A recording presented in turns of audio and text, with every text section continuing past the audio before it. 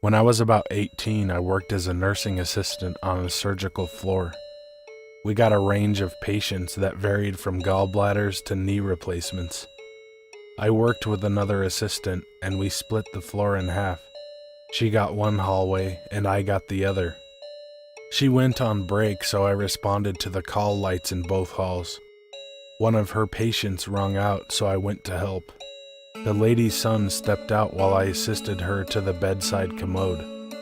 I came out and told him I was done and he could go back in. Instead, he chose to talk with me. We exchanged some small talk and he went back into the room when his mother called for him. The other assistant came back and I continued working. I went to chart at the nurse's station and the son came out and began chatting with me again. I didn't think much of it. It was the middle of the night. Nothing good was on TV at this time, and I assumed he was just bored. I got up to attend my patients and he followed me, asking lots of questions. How old was I? If I was going to school? How long I had worked there? He even waited outside patients' rooms till I came out. I should have mentioned earlier that this guy did not have the usual creeper vibe. He was a clean-cut guy, perhaps in his late 20s. He was charming and funny. I guess his appearance delayed my creeper sense, and I dismissed his behavior as being socially awkward. He continued to follow me and talk to me, and I tried to drop subtle hints that I had a boyfriend, although I didn't. Towards the end of my shift, he became a little more aggressive. He told me, "Well, I guess I'll just have to kill him," referring to the boyfriend I spoke about.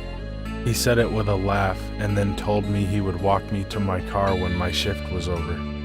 He then left to check on his mother. At this point, I was creeped out. It was the end of my shift and we gave reports to the day shift assistants. I had told my coworker what had happened with the son, so she checked the hallway before we left, and we took a little-known path to the parking garage.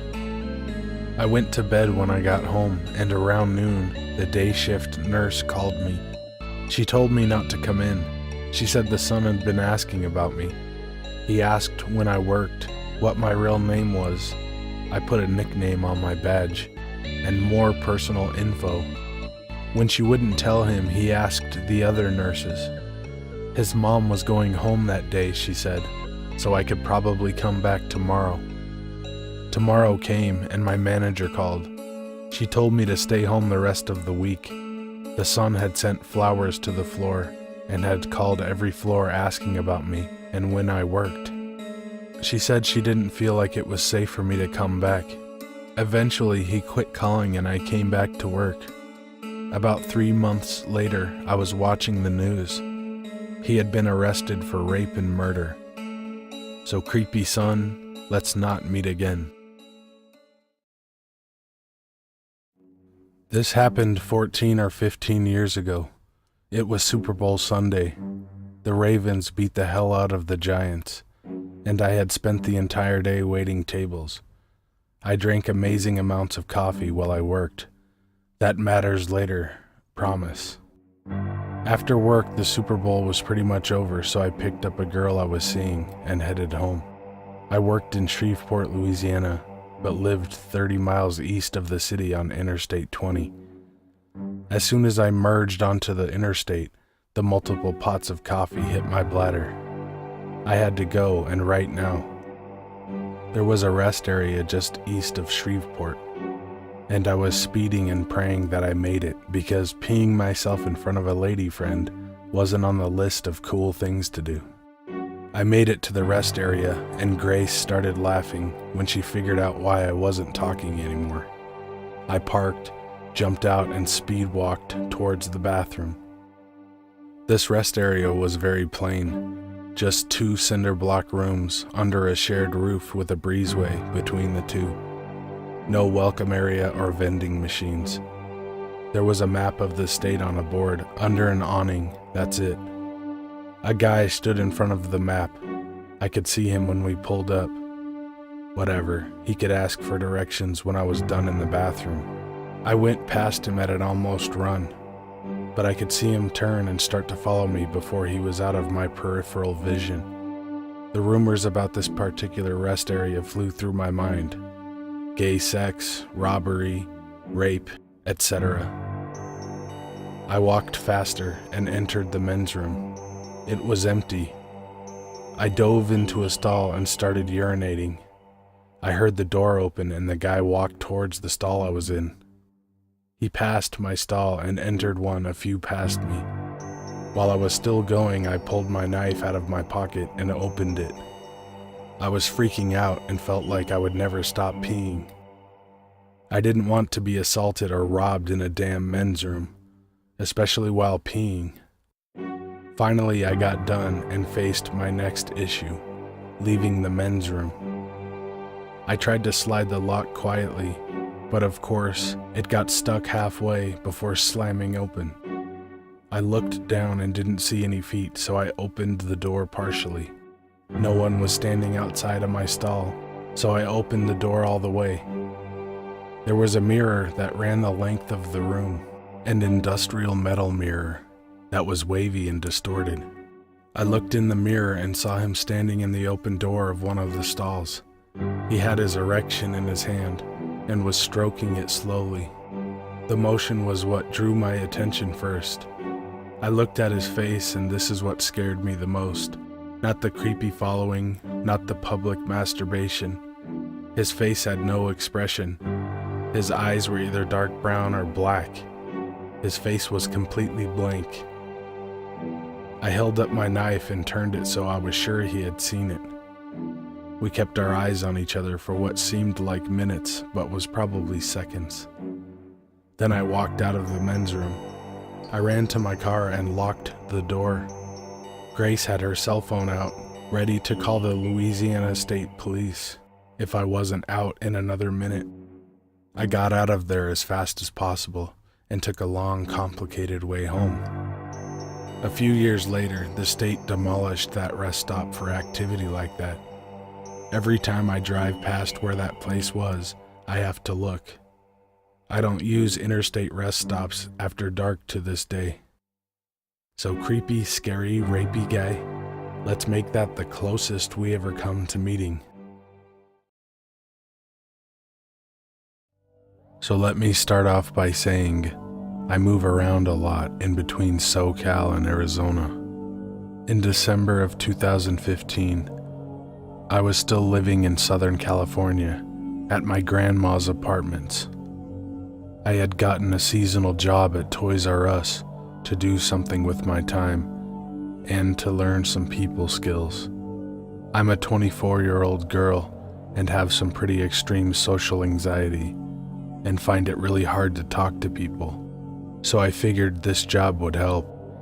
Another important thing to mention, my grandmother is on a government program with reduced housing cost and has been in a 2-bedroom apartment ever since my grandfather passed away. But due to the annual check at her complex, she is supposed to be the only inhabitant of her dwelling. So technically, I was not supposed to be there, but she liked the help and company, and I liked being rent-free. Now, since I wasn't supposed to be there, I technically had to sneak around and most definitely couldn't park on the parking grounds for the complex, as it would draw attention.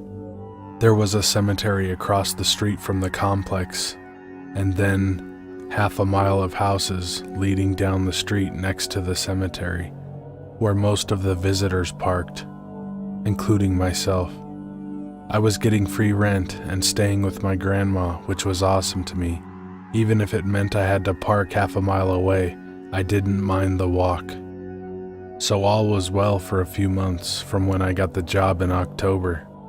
Eventually, they started putting me on night shifts, which I definitely did not mind since I tend to be a night owl. Also, if you've ever been on closing shift at any retail store, you'll know you can easily get an hour or two of overtime after the store closes, doing reshop during the holiday season. It was early December at the time.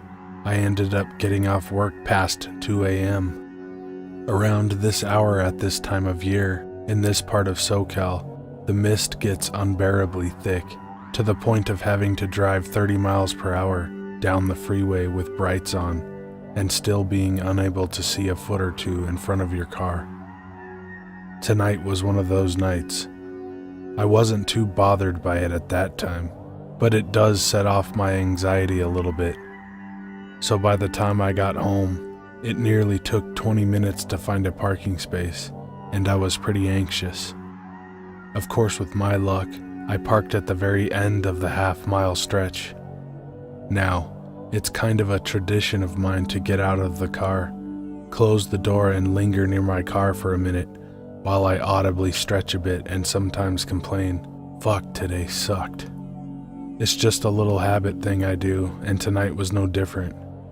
Immediately after, I tucked my purse under my arm, turned on my phone flashlight, and stuck it in front of my face to see where I was going, because the fog was so thick I couldn't see anything. I had walked in this weather many times before, so I knew my way home. A straight shot walk for half a mile and a sharp left turn at the end of the cemetery, then crossing the street and into the gated complex. So I was on my merry way until I heard it. A loud, almost obnoxious cough and footsteps. My alert mode set in, and I instantly started walking faster and trying to be quieter about my movements. Call me paranoid, but I've had a fair number of let's not meet moments, and I certainly wasn't keen about meeting the stranger walking behind me, especially given the fact that I can't see a foot in front of my face even with the streetlights and my phone flashlight. This continues for a few minutes, with an occasional cough behind me, and then I hear a whistle. The kind cat callers do, which bewilders me because 1, you can't see shit, and 2, since you can't see shit in this weather, I assume he is purposely intimidating me at this point. I give up on walking and break into a run. The steps behind me break into a full-blown run also, and I hear panting. Clearly the dude isn't in the best shape. Neither am I, but the run didn't wind me as bad. Now I'm speed walking next to the cemetery, and for some godforsaken reason, my panicked mind tells me it would be better to duck into the cemetery and hide instead of walk the straight shot home. Had there been no fog, I would have a clear view of my grandma's apartment from the area in the cemetery where I stood. I quickly hid by crouching behind the entrance posts to the cemetery gates, and I knew I fucked up because his footsteps stopped too, and I could tell he knew I was hiding because he couldn't hear me anymore. I crouched there for what seemed like 10 minutes, too scared to turn on my phone for fear of him being close enough to see the light and find me, and too scared to make a run for it for fear that he was intently listening out for me. I had figured out he was standing probably 5 to 10 feet from where I was, which was confirmed when after a few minutes I heard his voice say, "I know you're there, sweetheart." I heard the distinct sound of a lighter being struck and then smelled cigarette smoke. I figured the dude was focused on his cigarette, and I made a run for it across the cemetery, somehow not tripping over any graves, all while intently trying to listen behind me. The cemetery's main entrance has wrought iron fencing, but the back and right end is wooden and serves as a separator between the cemetery and the backyard of various houses. And the other side, which is in front of my grandmother's apartment, is chain link. There is no other entrance or exit to the cemetery, but I know the chain link fence doesn't go all the way to the ground, so I laid on my stomach, pushed the fence out and up, wriggled across and ran directly to my grandma's house, pounding on her door until she opened. I don't know how this dude found me. He must have been standing around nearby as I parked and heard me complain to myself loudly when I got out of the car. But either way, that was one of the most terrifying experiences I've ever had. So creepy stalker guy in South San Diego who likes to come out of the mist and terrify women at 3 a.m., let's never meet again.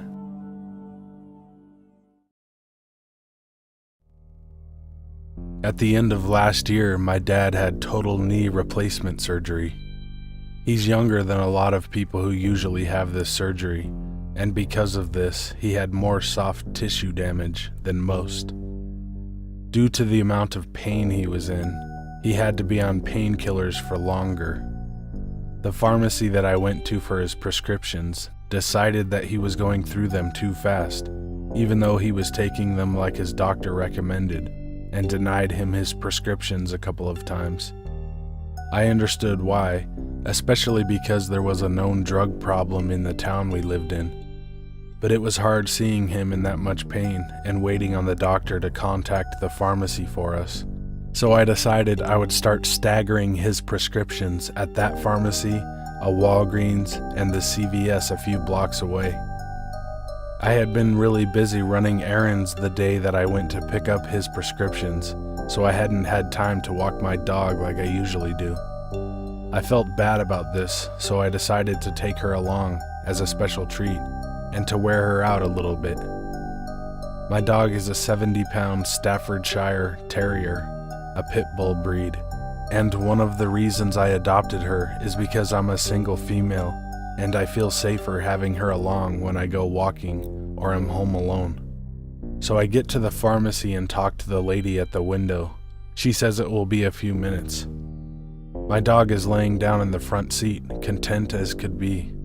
Then, as I'm waiting, I notice a car drive really slowly alongside me and stop about 10, maybe 15 feet from my car. It was pretty beat up, and I vaguely remember it being red. What instantly put me on edge is the man driving the car. He was your typical skinhead, drug addict looking asshole. You know the type: bald head, hollow cheeks, neck tattoos, the whole 9 yards. He had his window rolled down and was staring straight at me. The guy wasn't just sitting in his seat looking in my direction. I could have maybe written that off as just passing curiosity. Instead, he had his whole upper body turned so he could stare. We sat there for what felt like forever, but it really couldn't have been more than 30 seconds. He knew I noticed him. I don't see how he couldn't, because I was doing the whole deer in headlights routine. He just kept staring at me really intently. Mentally, I was running through all sorts of scenarios, like the guy following me home or trying to get into my car. I don't know if or how he knew I was picking up prescription painkillers, but that's the only reason I could think of for his behavior. Maybe the pharmacy tech tipped him off. Then, I'm not sure if she was just getting stiff or if she could tell that I was completely freaked out, but my dog decided to sit up in the seat and turned to look out the window, right at Mr. Creeper. I swear the guy's eyes bugged out of his head when he saw her. Like I said, she's a fairly large pit bull mix, and she looks like she could do some damage if she wanted to. The guy glared at me for a couple more seconds before he slowly drove off, still staring until he turned to the corner. Finally, the woman returned to the window with my dad's prescription, and I quickly paid and got the fuck out of there. I was constantly looking in my rearview mirror on the way home to see if I was being followed. Luckily, I wasn't. I'm almost certain that that man was going to try to do something to me. Otherwise, he wouldn't have freaked out when he saw my dog. Needless to say, my baby girl got as many treats as she wanted when we got home, and she got to go on a lot more car rides to the pharmacy after that.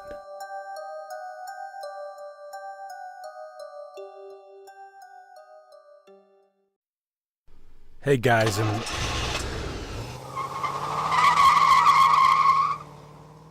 sorry, my neighbor's leaving, I guess.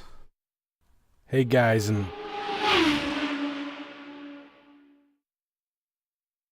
hey guys and ladies.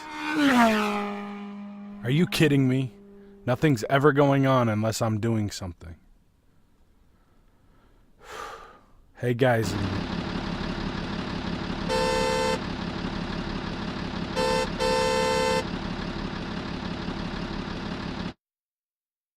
hey. This is unbelievable. Hey guys and ladies, thanks for... What now?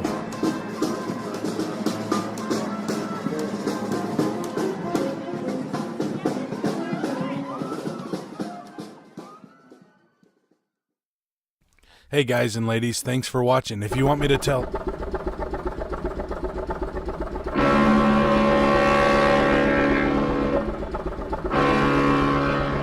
There's no fucking water around here. Hey guys and ladies, thanks for watching. If you want me to tell your story, email me at the address in the description. Be good to animals, even people.